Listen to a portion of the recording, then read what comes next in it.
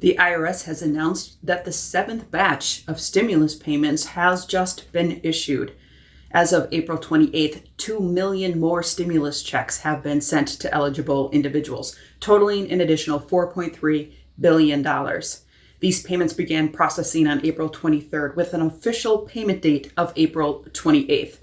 And since the American Rescue Plan was signed into law, the IRS says they have sent 163 million stimulus payments, totaling over $384 billion. Now, this is still the third stimulus check. The IRS is sending it in batches based on the information they have available to them, either from people filing federal tax returns or from their coordination with other federal agencies like Veterans Affairs and the Social Security Administration.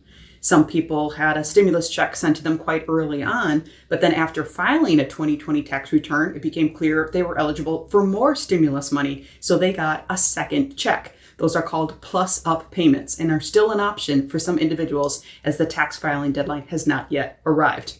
Like we said, the IRS is doing this in batches, and payments began as early as March 12th.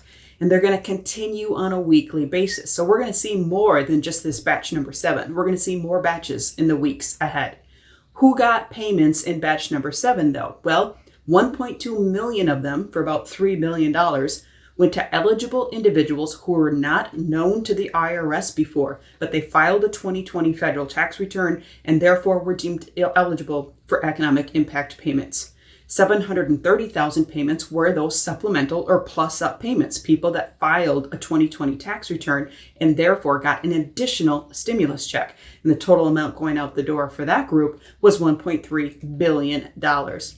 How the money was sent was a pretty good mix of direct deposit and paper checks, almost 50-50. 1.1 million direct deposit payments, about $2.5 billion, 850,000 paper checks, $1.8 billion worth. What's next? Well, like we said, the IRS is going to continue to do this in batches. So in the weeks ahead, we're going to see batch 8, maybe batch 9, and who knows how many more until the IRS has deemed that everybody eligible has received the payment. The IRS does urge people who don't normally file a tax return and have not yet received their economic impact payment to file that 2020 federal tax return to make sure you get all of the benefits you're entitled to, especially payments for dependents. If the IRS doesn't know who you are and doesn't know who your dependents are, including adult dependents, you may not be getting all of the money you are entitled to. You also could get other credits like the child tax credit or the earned income tax credit. In the description below, more information on batch number 7 from the IRS. Also, more information on how to file a federal tax return for the very first time.